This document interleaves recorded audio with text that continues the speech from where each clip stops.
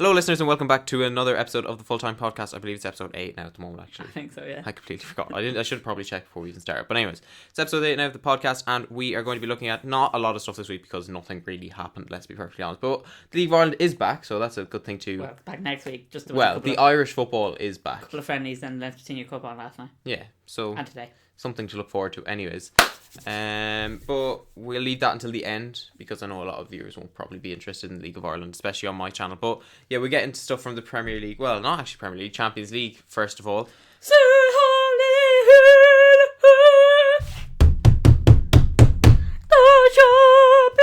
No, stop. We don't want to get a copyright strike.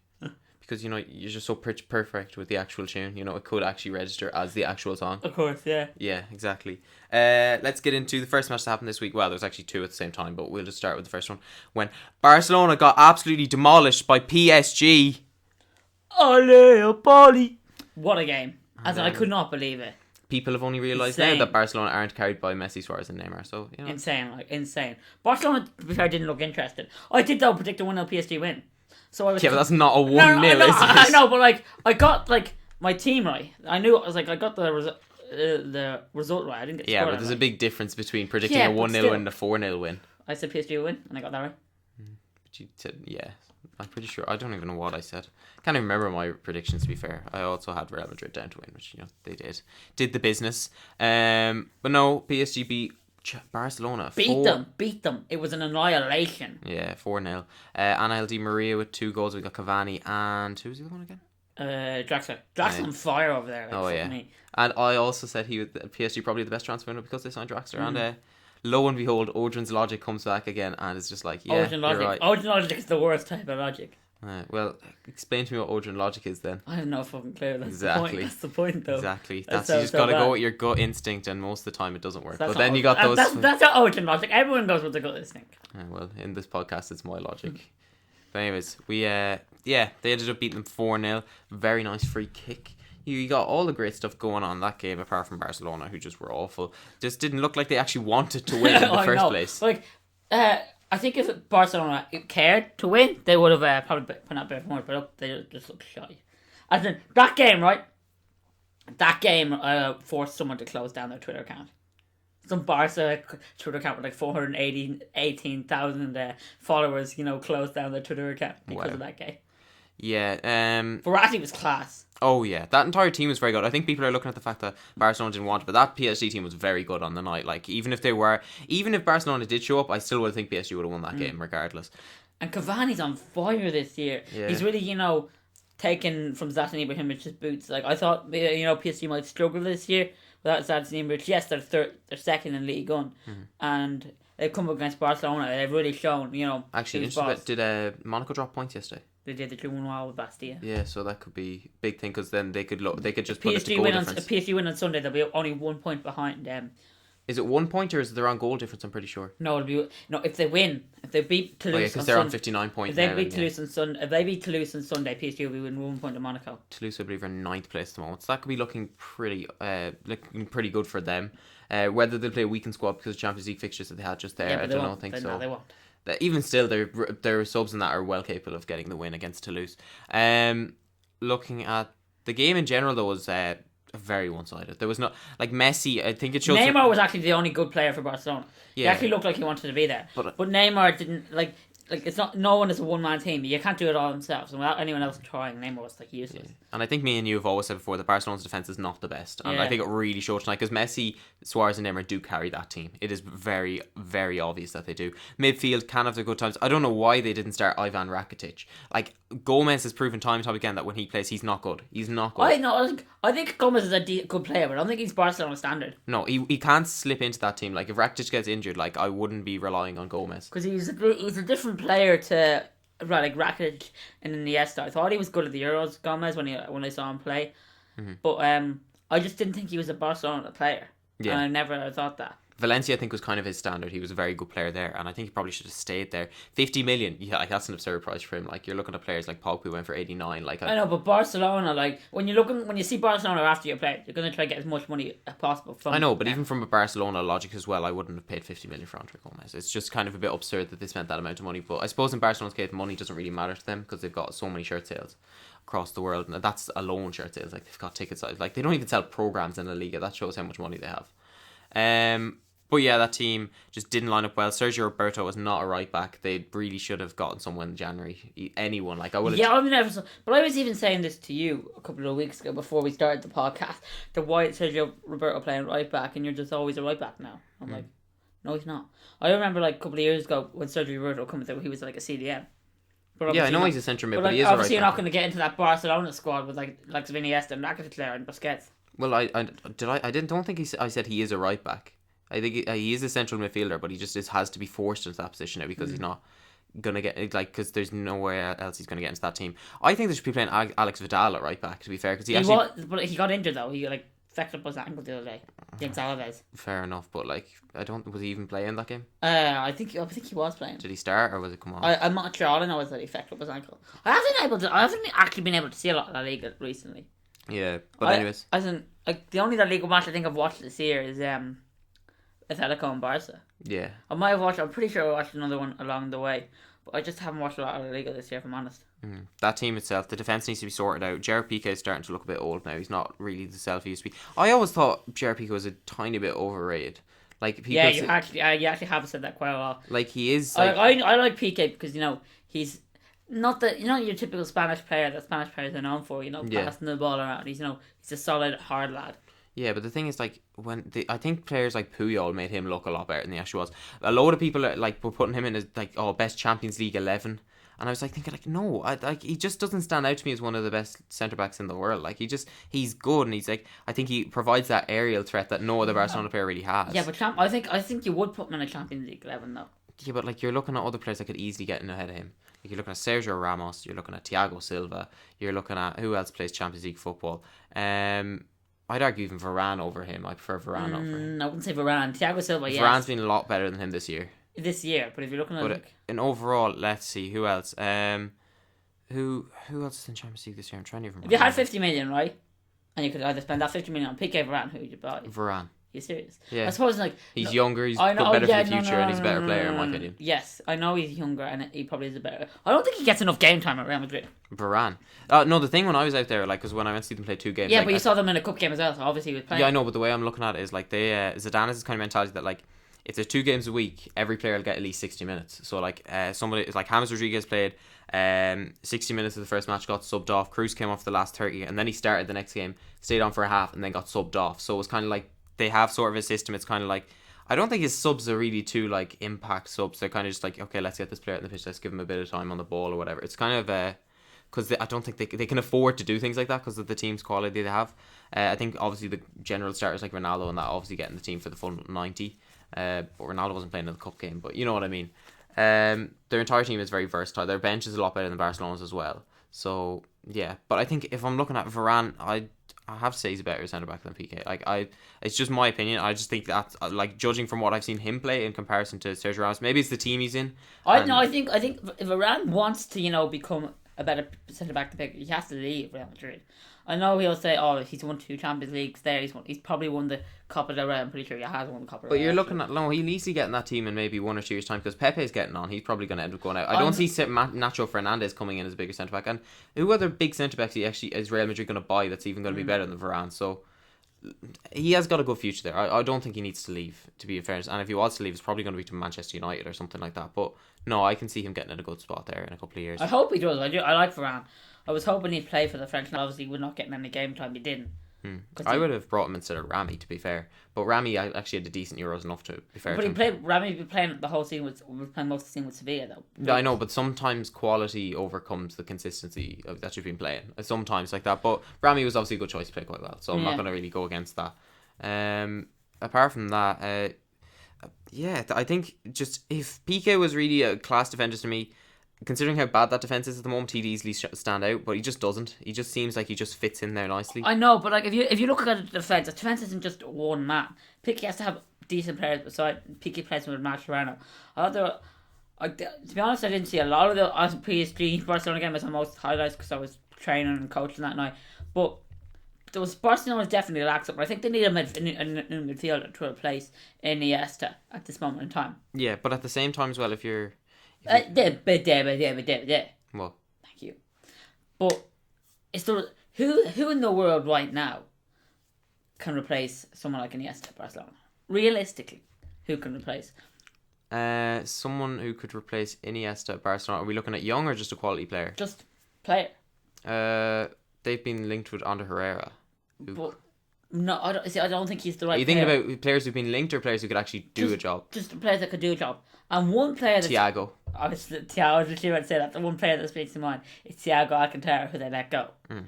And I was kind of just like, he's done so well for Bayern Munich. Like, I know he had that injury layoff, but he's in that Super Cup like in 2014 or 15. But Carlo Ancelotti has been paying him so much, and pretty sure he got 2 there the other night against Barcelona. But sorry, for two against Arsenal as well. You could argue yourself that you said Verratti was class. He could easily slot in as a new Iniesta. I presume he's very good. He's same height as Iniesta. He's got the same sort of attacking capabilities and defensive capabilities as Iniesta. So why not? And they have the money. They could easily buy him. Well, actually, I don't think they have the money. They have to just, let alone, they have to sell some big players just to keep Messi in the squad. But I could see them maybe selling Andre Gomez, Arda Turan. They could easily bring in Verratti. Arda Turan and Andre Gomez would be class in the Premier League. Oh yeah, I love Arda Turan. I think he's a really good quality player. His touch is amazing. Oh, his goal in Dublin against Celtic was class. He is a top quality player. He's got that hat-trick against Borussia Mönchengladbach in the Champions League as well. So I think those players are good. But as you said before, they're just not quite Barcelona standard. Which is kind of crazy considering how poor Barcelona are playing at the moment, that people just don't consider. I think it's the pedestal that the teams like with Ronaldinho and all them kept out that were there. And it's just kind of like, you can't really live up to that expectation anymore. Like, you had the golden era back then. That was like the best team they have ever had.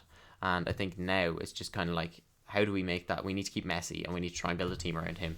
And that front three is obviously one of the best in the world. I think sooner or later they're gonna have to, rethink this whole project, because Messi's obviously getting old. He won't be retiring anytime soon, but they really do need to think of the long-term plan. I know we're probably going into a bit too much detail. Yeah. For one game loss, but it was a serious loss.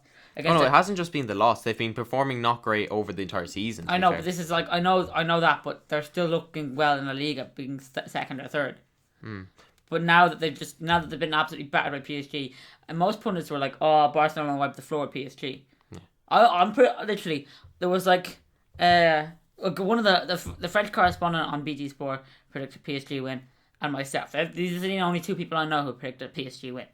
And I think he kind of has to go with the PSG win because he's French correspondent as well. So, but still, you know what I mean. And now that they've been, and then now because it was a 4-0 battering, people are looking into it. And for a long time, I thought, Messi's starting to get on. He's in 29 now. Yeah. They're gonna start. Eventually they're gonna have to start thinking about we need to maybe start not in the next 2 or 3 years, but weaning Messi out of the squad and looking for a new player, a new Messi's someone who's so good that he could keep playing until he's 40. Like if you just put him centrally. Obviously he's lacking the pace he used to have a couple of years ago, but if you put him centrally, his ball control, his class, his passing, his shooting, everything's good about him. He's the world's best player. I don't think you can just say we need to start phasing him out. I never said that. I said in 3 or 4 years. Yeah, but in 3 or 4 years he'll still be top quality. He'll still be one of the best players in the world. But the idea is that people are only looking into it now. But to be honest, with Lionel Messi, I was really hoping he'd probably get sent to jail, if I'm honest, for that tax evasion thing. I don't know. I don't like Lionel Messi, but it's just a part of me wanted to see, a big footballer go to jail for some reason. Yeah, but why would you want to enjoy one of the best players in the world? I don't know. That's the thing. Anyways, no, but after that treble winning season, they just haven't really performed to the heights of that. And you can say it is very difficult to perform to those heights again. But at the same time, this season, they've been winning games, but they've just been by the scruff of their necks. They probably should have, they just about drew Real Betis. And fair enough, that goal was disallowed, but they just about drew Real Betis. You're not bringing up that game, not you? I'm bringing it up just because it's a more recent game that they've had in the league. And Real Betis, in fairness, and this has come from, I'm going to be completely unbiased about this, but they were the better team in that game. How well they defend. They had a much better, if I put that Real Betis defence, if they played, how they played against Barcelona, against PSG, they would have conceded less. I'm not even joking. You saw them bringing in players, they brought in Lucas Digne for 23 million, which is a ridiculous fee. What the fuck? I don't know how Lucas Digne got moved to Barcelona. I have no idea. He didn't even play that well at PSG when he was there. He barely played at PSG. Yeah. Maxwell got ahead of him most of the time. I'm pretty sure he went on loan to Roma and didn't even get in the team as well. So Digne got in. They could have gone for so many better players. Like that could have easily just like been like, yeah, I'll go on the bench at Barcelona, and then they don't have a proper right back. Umtiti's come in, and he's fair enough to him. He's actually quite good, but I think it's just like you can't expect him to come in and be class straight away. Like you can't expect that with any centre back. I think Mascherano is kind of phased out of the team a little bit. Piqué is. We've already discussed Piqué. Ter Stegen, he's a very good keeper, but like a keeper who hasn't got a good defence is basically can't do anything really. And Silison's on the bench, but like he hardly plays, so we're not going to really go too deep in that. But if you take that in comparison, like this team is the closest team rivaling Real Madrid at the moment, and bear in mind there's only 1 point between them, but Real Madrid have 2 games in hand. So if they win that game, it's like 7 points clear. So it's like 7 points. It's 7 points clear. Yeah, it's Come on, maths. Yeah, I know, 7 points clear. But at the same time, like if you compare those two teams, like you're looking at the team, the goalkeeper, Keylor Navas is better than Ter Stegen. Right back. Danilo's crap. No, Carvajal is better than Sergio Roberto. Centre backs, I'm going to go with the 2 best centre backs. Varane and Sergio Ramos are better than. Who's the other centre back again? Real Madrid. Sergio Ramos. No, wasn't the other one. Oh, Pepe, yeah. And Nacho Fernandez. Yeah. But Varane and Sergio Ramos are much better than. I love Marcelo. You're going to bring him now. Marcelo, yeah, he's best left back in the world, in my opinion. What a guy. That entire back four is miles ahead of Barcelona's. I think the only thing. Real Madrid in the front. Ramos made his 500th appearance for Real Madrid recently. Yeah, so I think the one thing we can say is that entire Real Madrid 11, apart from maybe Suarez and Messi, would get into that combined 11. Ronaldo probably take that left wing position, and then Suarez and Messi be probably, in my opinion, the only 2 Barcelona players that get into that team at the moment. What about Busquets? Busquets is good, but you're looking at players like Casemiro has been unreal for Real Madrid this season. Still. But I heard he scored an unreal goal, didn't I? He did. I still haven't seen absolute banger of a volley. Kind of like I think it was Cruz who was going in, and it kind of hit off some Napoli, flew up into the air, and he just. I haven't seen any of the highlights from that Real Madrid Napoli game. Oh, the Real Madrid Napoli game was unreal. The one thing I didn't like, their owner came out after, or was it their club chairman or whatever? But the Napoli owner had a fight with the Napoli manager. It was so stupid though, because beginning of the game it's like, I love Dries Mertens, wouldn't trade him for anyone in the world, and then after the game he's like acting as if they'd lost like 8-9-0. Napoli, I think, could turn it around. Actually, there's an interesting statistic. Every time that Real Madrid have gone 3-1 up in the first leg, 4 times out of those 6 times they've gone out. So nice. It is looking likely. I hope they don't go out, because I actually have them in a bet for who'll win the Champions League with one of my friends. I have them in Porto, and I don't rely on Porto, so I need Real Madrid to win. But yeah, that team, it's going to take a lot to break them down, even away from home. But Napoli's front 3 is probably one of the best. It's one of the best in Europe at the moment, so you never know. Apart from that, that's really those 2 games that happened that evening. There was nothing really too exciting in the Real Madrid game. I think that was kind of expected that they'd win. We've talked a bit. We need to talk about the Benfica game. We need to talk about the Benfica and the Bayern game. Yeah, that was 1-0. Obviously, Mitroglou scored in that game. Yeah. So I heard like Dortmund were meant to have so many chances. Yeah, the thing with Dortmund is they're so up and down. Like they win a game, then they lose. I know. Like the last time I checked on the air, they're 1-0 up against Wolfsburg currently. Well, as far as I know, last time I checked, they lose 1-0 to Benfica. And last week they lost 200 bloody Darmstadt, who were bottom of the league at the time. Yeah. Actually, I was looking at their past form, and like Wolfsburg form is up down, and so is Dortmund. So that'd be a very good game, considering the difference in positions in the league. Yeah. I think Dortmund got a good few of their points near the beginning of the season, and now they're kind of starting to wobble a bit. And Wolfsburg are starting to find a bit of form, so that could be a very interesting game to watch. But yeah, Benfica with a good win. They obviously defended quite well. Obviously, I predicted a 1-1 for that. That's why I was wrong. What do you remember what you picked there?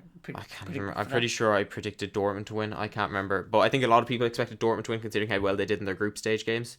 But yeah, that can easily be turned around in the second leg. I'm pretty sure Benfica were at home for that. So yeah, they were. Yeah, so you're looking at Dortmund at home are probably one of the best sides in Europe.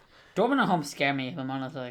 Their fans really get behind them. I think that's what really intimidates a lot of people, because you hear people saying like, "Oh, when teams go to Anfield, it's a massive thing to win at Anfield," and a majority of that is down to the fans, because it's a majority of their winning ways is down. I really want to go to a Dortmund or Bayern game next year. Yeah, I know I might leave insert now, but you know. Yeah, the thing is though, tickets are really hard to get for those matches. If you're a member, they're not. Yeah, I know, but like that's why I'm considering like becoming a member in the summer. I think you're just getting tickets. Yeah.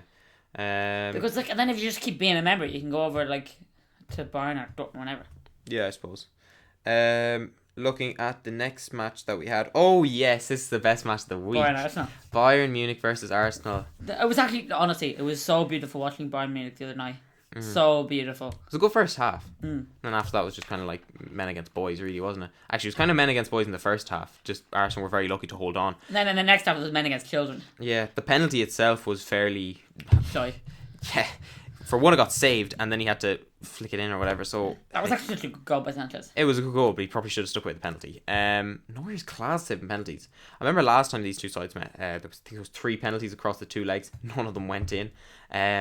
But then you can kind of say that one didn't go in either. Robin's goal. Oh, I think there's 2 points to it. Not taking away from the good goal, you have to analyse 2 players in particular who just did absolutely awful. Philip Lahm and Aaron Robin were unbelievable down Arsenal's left hand side. Kieran Gibbs is a young fella, right? What is he? 24, 20? He's 28. Yeah, probably. I was actually going to say 28, but I didn't want to say it. He's 28 years old. Philip Lamb's 33 years old and retiring at the end of the season. Robin is about the same age, and they both tore poor Kieran Gibbs to fucking shreds. Well, that entire left side was fairly weak. There's a lot of arguments that Danny Welbeck should have started, and he probably definitely should. His goals record in Europe is very impressive, but at the same time, like, you're looking at Iwobi on the left, doesn't really have anything that, like, any Arsenal fan, like, nobody knows what he's good at yet. Like, he's a good young player for the future, but nobody knows what they're going to use him for. He's on the left. Kieran Gibbs, very inexperienced. Had a good game, actually, the game before, and then he managed to keep his tie in the 11. Not the captain. I wouldn't call him the captain of Arsenal. That was a bit stupid giving it to him. I'd rather have given it to Sanchez, because at least he puts in the work and effort. Maybe even someone else along that in the midfield even. Coquelin shouldn't have shown Robin onto his left foot. Ozil should have at least tried to run. Ozil was terrible again. And yes, I am one of those guys, quoting someone I know, that I just don't like Ozil at the moment. And I used to think he was good a couple of years ago, but he just doesn't try anymore. I think he hasn't, like, and then this whole thing, if Wenger stays, I will stay, you know? That wasn't actually that isn't actually what happened in the end. It was when Ozil came out about the contract thing, he said he wanted to know Wenger's position before he signed the contract. So whether that's he wants him to stay or leave, that I don't know. So, anyways, but that's still holding the club to ransom, though. But he didn't really hold him to ransom. He just wanted to say. He just said he wants to know his position. But that's the thing, though. Isn't like but like that's probably what could be produced in the media. What if Ozil went to the board and said, if Wenger stays, I'm leaving, or the other way around, if Wenger stays, I'm staying. And then, vice versa. To be fair, I think, like, the fans have had enough of it, and now the players are starting to have enough of it. I think Wenger, like, and there's a lot of controversy this week because of what Gary Neville said about Arsenal TV, and I watched the actual full interview. It was like 36-minute interview. I watched it. It was actually very good to watch. Actually, it's really good, and I'd recommend everyone watch it. I'll put a link into the description because it is very good. But the thing was they were going through it and everything, like, and the people were saying, I think it was DT was on, okay?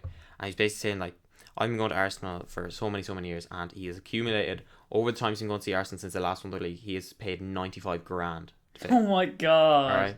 He's paid 95 grand, and he's saying, like, that is a week in, like, Debussy's wages. And, like, and then he's saying, like, why do people wonder why I'm getting disappointed? Like the constant disappointment year in, year out has to be really devastating to those fans. And, like, Gary Neville, I find it pretty funny, I'm not gonna lie. Gary Neville, like, there's a lot of controversy about him, how he's calling, like, how he called that fan an idiot. I don't really care too much because, like, idiot isn't really an insulting word to anyone, I wouldn't say. He called some fan an idiot, and then all the fans were, like, giving out to him, and then he started defending Wenger, like, how you should respect his legacy, about what he's done for you. You can respect Arsene Wenger's legacy all you want, but if he's not getting the results, he's not being paid for what he's done in the past. He's been paid for what he's been doing, for what he's doing now. Like, you're looking at Claudio Ranieri. I'm pretty sure a good few Leicester fans want him gone now. They do, yeah. There's lots of people saying they want him gone. And people are saying, like, nobody's coming out and saying, like, oh, respect his legacy. He's won you the league. There's lots of people saying Gary Neville, I think, well, I'm not going to say Gary Neville, but, like, a lot of pundits be like, yeah, Ranieri needs to go. But these are the same pundits that are saying Wenger needs to stay. Like, that's flawed logic, in my opinion. I haven't heard any pundits say Ranieri needs to go. Oh, I've heard a lot of them, especially in articles on the newspapers and everything. A lot of them are pushing for Wenger, Ranieri. He's not getting the results, and they were looking at, like, they haven't fully stated, like, I want him to go, but it is very obvious in the way they're going, like, oh, he's being paid. Like, this is what I quote from a Guardian newspaper. Saying, he's being paid for what he's done. this season, not what he's done last season. And that is basically to me saying, we want you to go. Like you can respect a manager for his legacy and everything he's done, but if they're not getting the results that you want and what the fans want, like there's no sign of progression there. People are saying like, oh, they came third that one year and then last year they came second. That's not, to me, that isn't progression, because they should have won the league last year, considering with all the crap that was going on. Arsenal fans will... You know what? Considering, that's one thing I was doing. Arsenal Fan TV, again, it's actually such a good channel, I'm not going to lie. Like, yeah. It's actually so good. One of the guys on it was saying that they couldn't even beat Leicester last year. Leicester, for God's sake. Arsenal, when I was growing up, right, I heard about their invincible thing, right? Mm-hmm. I didn't think it was real. That is the honest truth. That's kind of sad. Yeah. Because Arsenal are now taking a mockery, you know, of the 4 jokes you keep making. They're just taking it as a mockery. My God, we actually talk about Arsenal too much on this podcast. It's a topical trend. It's a trending topic at the moment. I know, but still. And I think it's a trending topic every week, to be fair, every time they lose. If they lose to Sutton, we'll be talking about them again next week. If they lose to Sutton, oh my God. I think they're going to lose to Sutton. If they lose to Sutton, I think it's just... Wenger's come out and said whether it's at Arsenal or not next year, he's going to keep managing. Yeah, I know. And that's... I think a lot of Arsenal fans have taken that the like... boys! A lot of Arsenal fans have been saying that, yeah, he's not going to go now.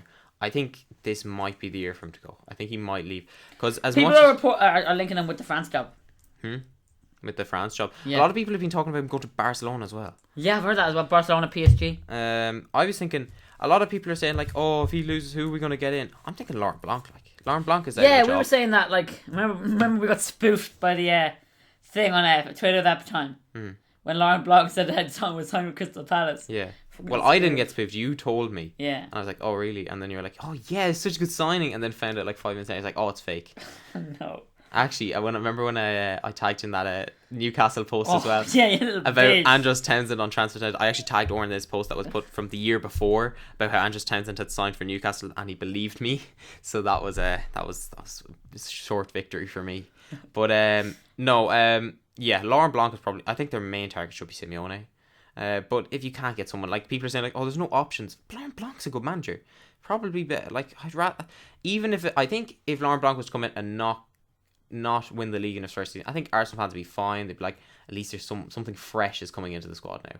And you're looking at a manager like, I think I kind of overlooked Conte. I was like, oh, Conte could be good. He has only managed at Juventus, and like, he's managed like. No, but I mean like when he came in, it's like, oh, he's managed at Juventus. They kind of tend to run away with the league.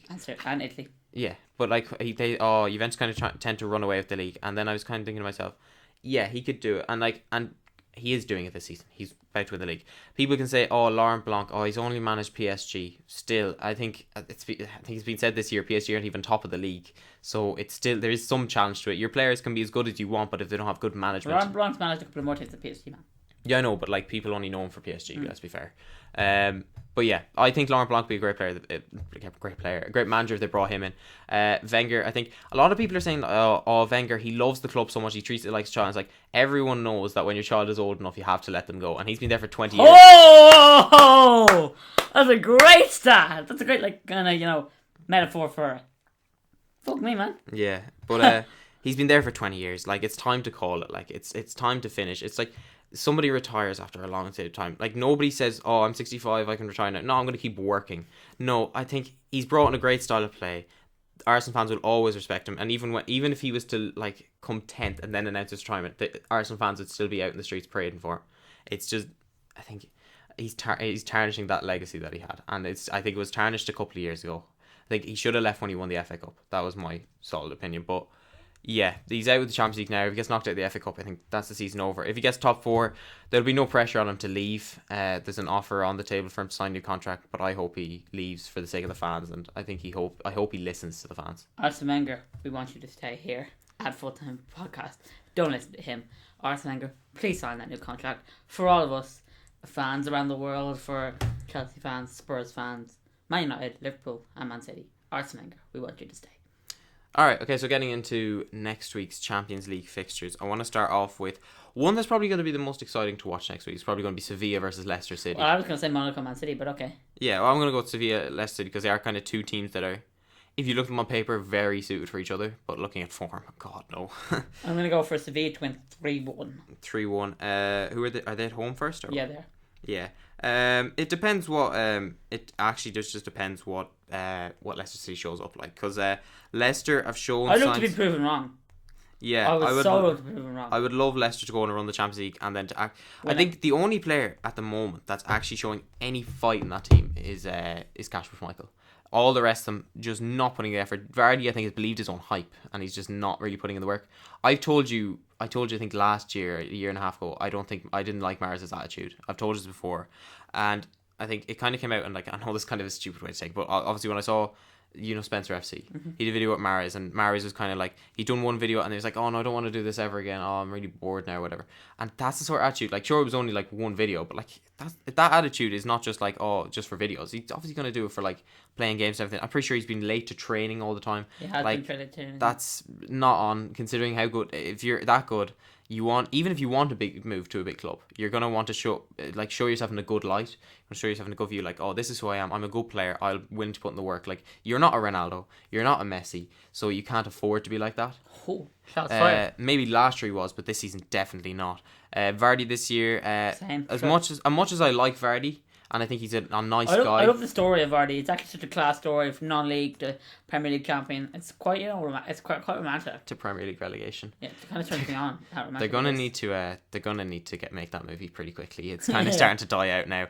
But no, Vardy, yeah, I say he's a nice guy, but like, he's just not doing this well this season. And Ranieri needs to change up his tactics. I'm sorry, but like, there's only so many times you can try the same players in the same formation. They had a good 3-1 win against Derby. Yeah, play those players. Dilly dong. What a man Ranieri is. Just for that title win alone, honestly, I couldn't. Like, those people were saying, like, the journalists were like, oh, he's going to get sacked for a thing. I was just like, give Ranieri a chance, guys. Come on. To be honest, the first man I thought would get sacked last year was Louis van Gaal. Because I thought he'd be just going to get the sack. And then he ended up doing quite well that year as well. The FA Cup, yeah. Yeah. But yeah, as we already mentioned about Ranieri, do you think it's time for him to go? It's a difficult one, because I get why people are saying you have to give him a chance because he did win the league. But... again, what we said. No. Because in this day and age, managers are sacked just too early. I know they're in a terrible slump of form, but I just think managers aren't given enough time. But this isn't just a terrible slump of form. They've been bad throughout the season. Yeah, I know. But if you take like David Moyes, some of them are fucking crap. Yeah, but at least they're getting good. Good results though. Some of the time, Leicester were beaten 2-0 by Swansea. Like, that shows, like, Swansea have gotten a new manager. Obviously revitalised. Hull have gotten a new manager. They're revitalised. They're going down at this rate. They are definitely going down. And I think a lot of the players don't even want Ranieri at the club anymore. They don't. And Kasper Schmeichel is leading that. He doesn't want Ranieri at the club. He has openly come out and said how bad they were. And yeah, that doesn't mean they're not behind Ranieri. I think a lot of the time, though, what Kasper Schmeichel has been saying, in terms of the players himself, I think Kasper Schmeichel is a big man in that dressing room. And the reason they aren't like Ranieri, I would say a lot of the time, is down to him. In my opinion, anyways. And who would they get in though to replace Ranieri now, 2 or 3 months after the season? They could possibly go for... Well, they could go for Laurent Blanc. I knew you were going to bring up Laurent Blanc. I'm trying to think of managers who are out of the job at the moment, though. It's a tough one. But they could... Louis van Gaal's obviously retired from management. They could go for Alan Pardew. Alan Pardew's been known to come to clubs and make an instant impact straight away. Obviously, he's not a long-term option. But if you want someone to get you out of relegation, he's probably the man. Alan Pardew, if he came in, I reckon the squad they have, he could probably... I say he wouldn't be afraid to slap a few players into shape like Vardy and Mahrez. Like, I would not want Alan Pardew at Leicester City. Well, I don't think it really cares what the fans want now. I think the main fans' focus is we don't want to get relegated, so they're going to want to stay. Could you imagine Alan Pardew actually managing a Champions League side? Exactly, that's the thing. Imagine him and Zidane on the touchline. Always is you. But no, I think we're taking things a bit too seriously today. I think we should lighten up a little bit. But no. Then let's talk about my sausage review from last night's Kilburn versus Wexford FC game. We'll leave that until a bit later so we can end on a high note. But yeah, I think, as we said, I think Ranieri needs to go. I think if we're going to go by that, I think they need to obviously look at new managers. The players obviously aren't responding well to him because... Yeah, so I'm going to say he needs to go. Mainly for the full reason that he's lost the dressing room. And once you lose the dressing room, there's no real coming back from that. And I think there is an option out there with Alan Pardew to take over the squad and keep them out of relegation. I don't think the players mind too much if they get knocked out of Champions League. They've already overperformed in the Champions League as it is getting into the round of 16. I want Leicester to win the Champions League. Well, obviously everyone probably does. A lot of people are starting to turn on Leicester now, saying they're the biggest joke of champions or whatever now. I know. Yeah, but obviously I still believe them. But a lot of people are, and I think you can get it because squad themselves, I think they believe their own hype. Their defenders, Robert Huth and Morgan, don't seem to be putting in effort at all. Like, they just seem to be walking everywhere. The only player, and I said this already, but the only player that's actually putting in Kasper Schmeichel. And like, yeah, I think he's the main voice in changing and wants them to go. They get a new manager. I think Kasper Schmeichel will slap all the players and say, like, come on, we need to work for this guy. We want to stay in this league. Think about 2 years ago when we were just about to get relegated and we managed to survive drastically. Let's do that again. And they're not even in such a bad position as they were at that time. So they need to really get their act together. So what's your prediction for the game? My prediction for the game, despite Leicester's poor form, I'm going to go with a 1-1. Ooh, away you go. I'm going to think, like, the only thing they're really, even if Ranieri's there, I think a lot of the players really value the Champions League.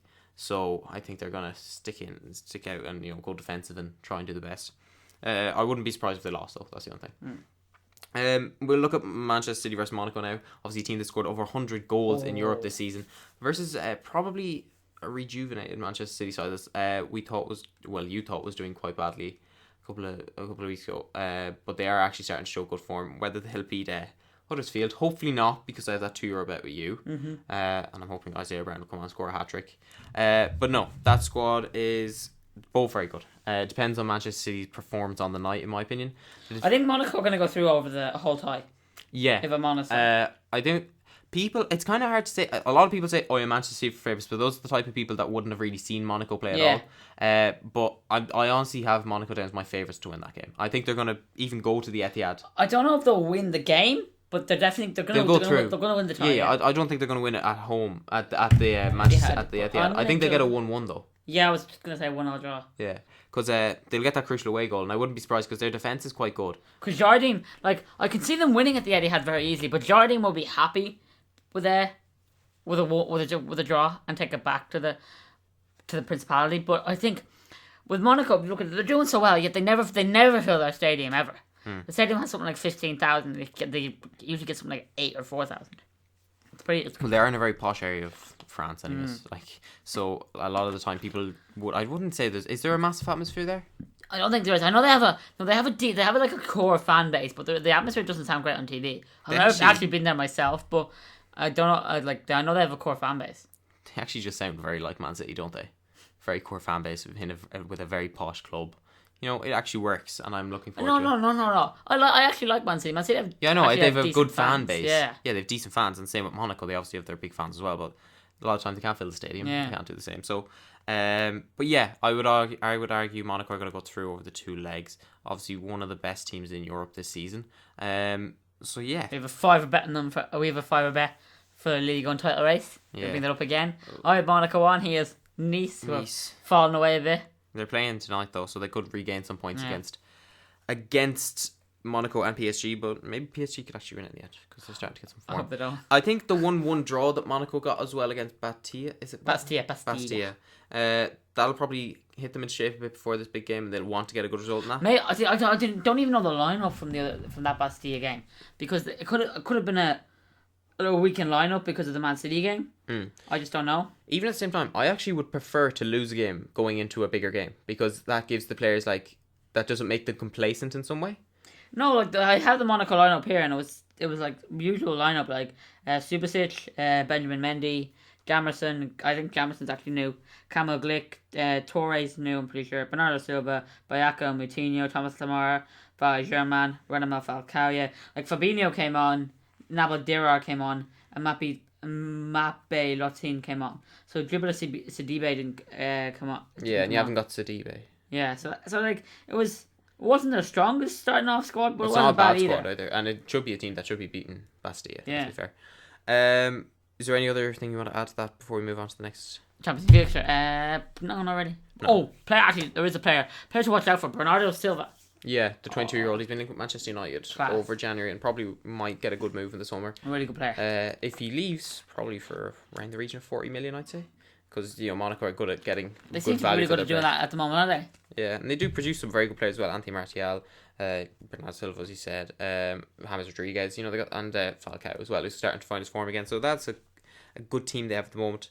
Next game is probably one of the lower ones that nobody's going to really expect too much from. Bayer Leverkusen versus Atletico Madrid. Oh, I'm going to go for a 1-0 draw there as well. I'm going to go for a 2-1 to Atletico Madrid. I think Atletico at the moment just despite they're struggling a bit. So are Leverkusen at the same time. I know, yeah. Atletico won their last 2 games. I'm not sure about Bayer Leverkusen, but I think I don't know. No, Leverkusen, I'm pretty sure won 3-0 last week. Yeah, but at the same time, Leverkusen I think are struggling just a little bit this year. Yeah, they're not as convincing as they used to be. Yeah, they're not really near the top 4 as they were last year. Their main player for me probably is either Hernandez or Calhanoglu. So Calhanoglu's been banned. Did you hear about that? What? Some drug thing.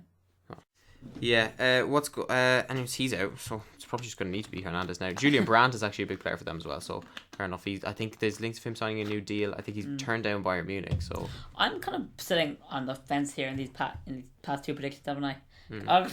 They're all draws for you at the moment. No, I'm going with Sevilla to win 3-1. Yeah, but... They're all draws for you! I haven't. I said 2-1 there. Did you? Yeah, to Atletico. Damn. There you go. But yeah, I think Atletico just on the field playing the quality. There's another class game coming up as well. That Porto Juve game.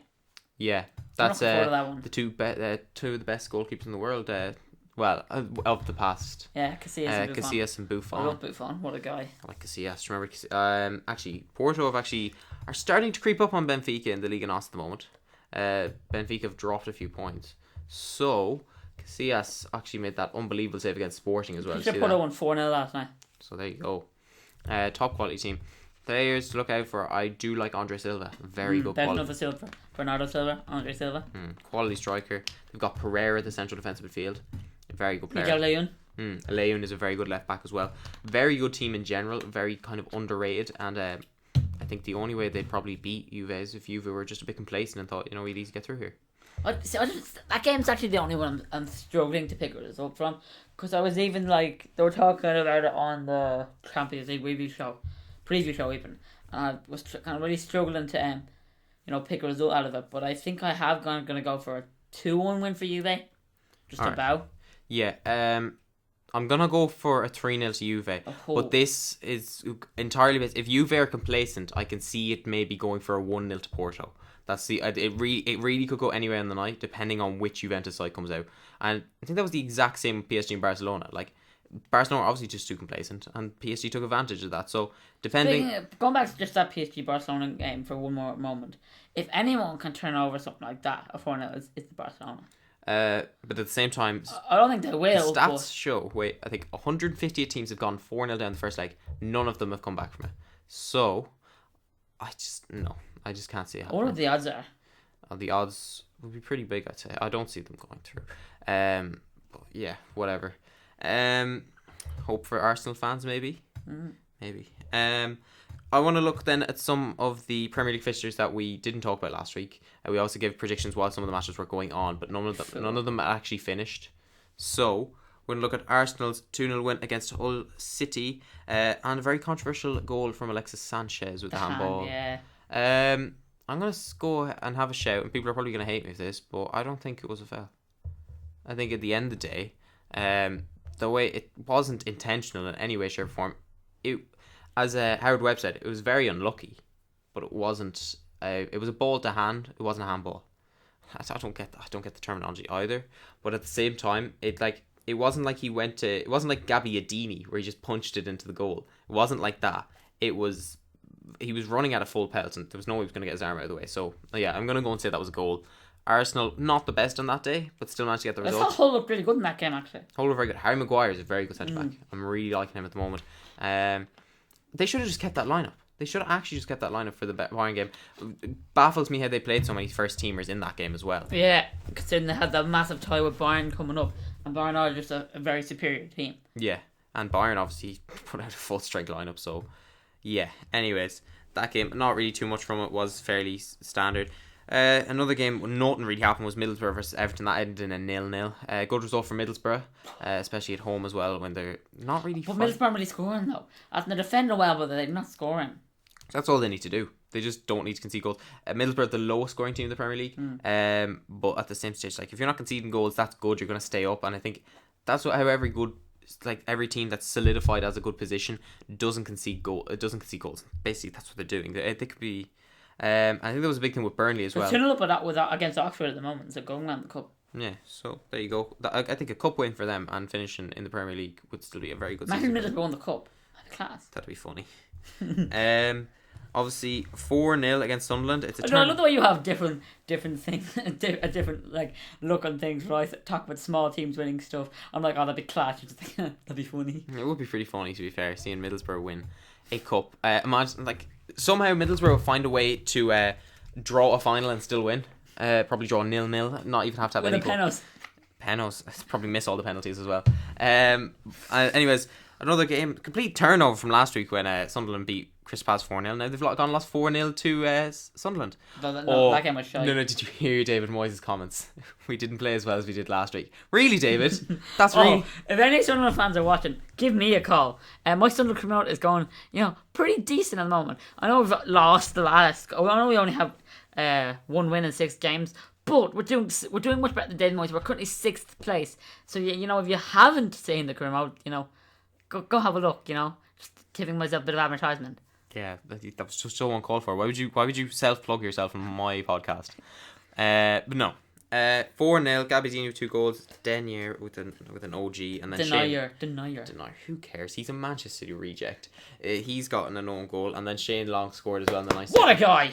That Sunderland team is basically made up of ex-Everton greats and Manchester rejects. That's basically the entire team, and then you've got a actually quality goalkeeper in goal, not Vita Manone, but Pickford. What's because we don't know?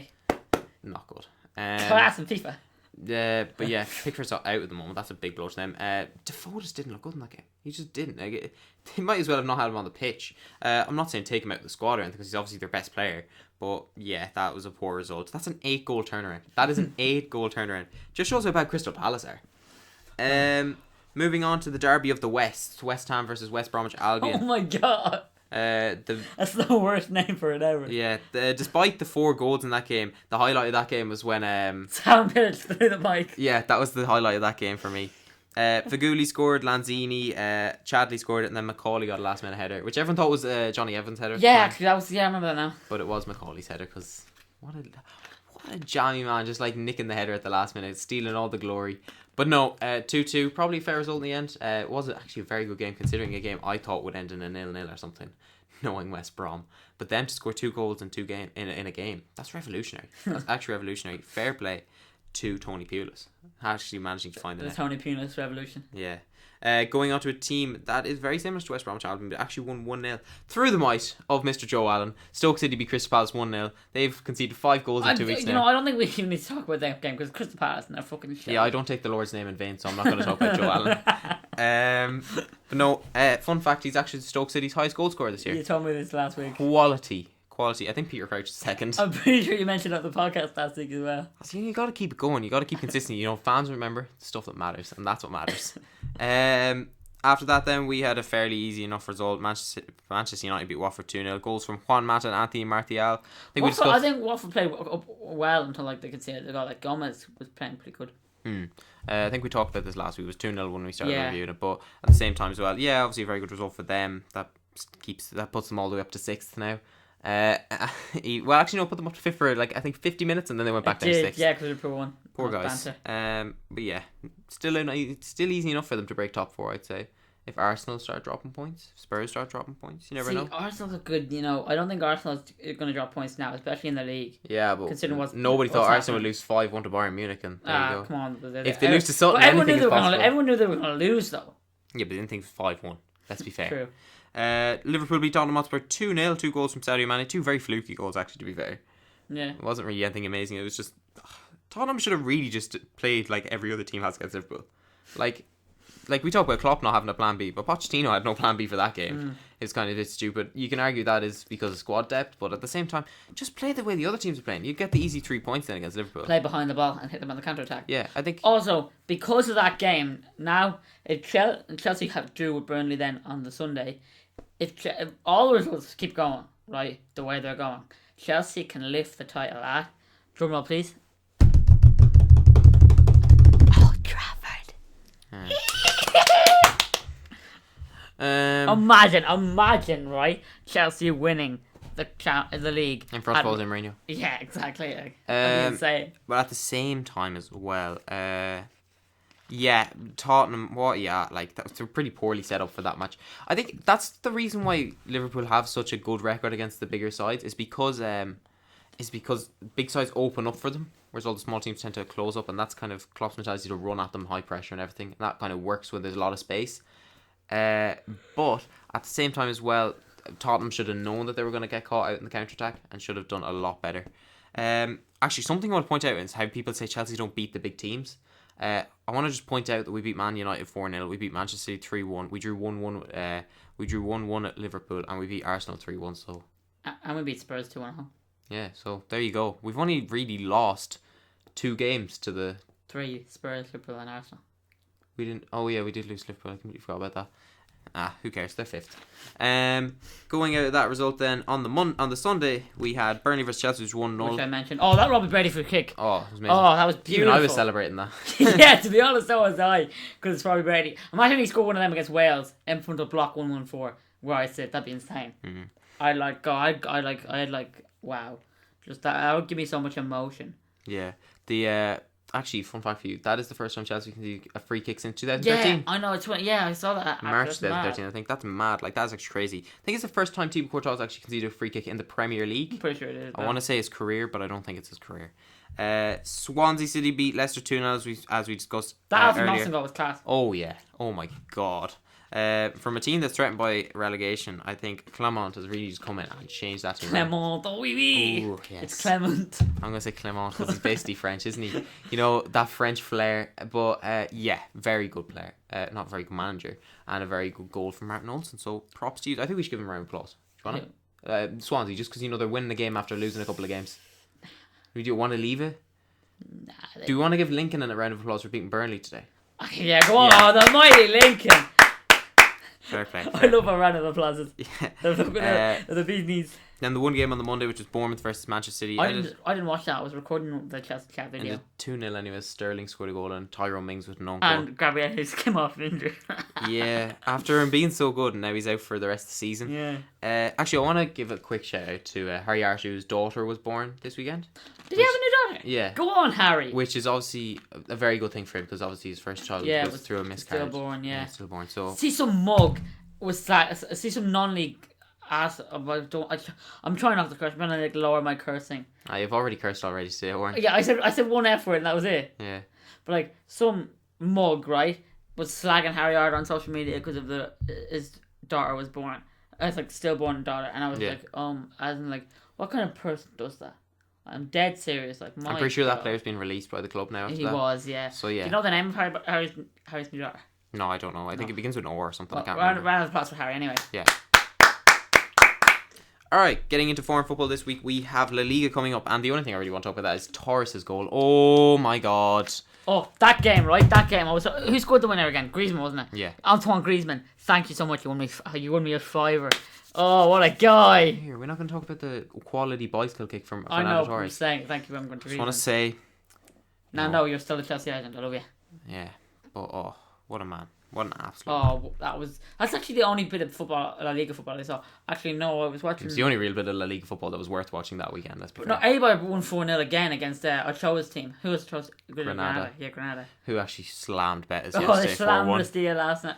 Betis last night, not Bastille. Actually, a very good first goal from Granada. It was really nicely tucked away. It was a nice chip over Antonio Dan. I love Ochoa.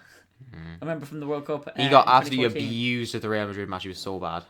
No, he spilled everything. Bundesliga terms. We talked about Dortmund Wolfsburg earlier. Do you really want to talk about anything else? From Bundesliga? Actually, we're Leipzig are starting to die. Were Hertha Berlin beating Bayern Munich there? They were earlier on. So 1-0 was it? Yeah, it was still 1-0. But Leipzig are starting to kind of slip away. Last week they were beaten, smashed by Hamburg 3-0. Hamburg were relegation threatened. They were absolutely annihilated. And they lost to Dortmund the week before. Yeah. I think the only one thing we can take away from... I'm always just going back to So is the Red Bull adventure over, do you think? Maybe. Hallelujah. They are still third.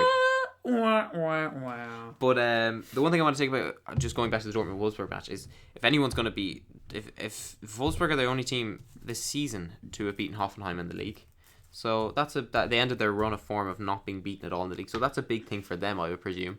It's obviously a very good achievement. I want to go onto the Serie A now, if that is okay with you. Mm-hmm. Did you see Bernardeschi's goal against Gladbach during the week, the free kick? No. Oh my word, it was a flipping worldie. I love Bernardeschi. What an absolute lad. He's got a peak of a goal for Fiorentina against the Napoli before the winter break as well. Bernardeschi is some player. I'm not even lying.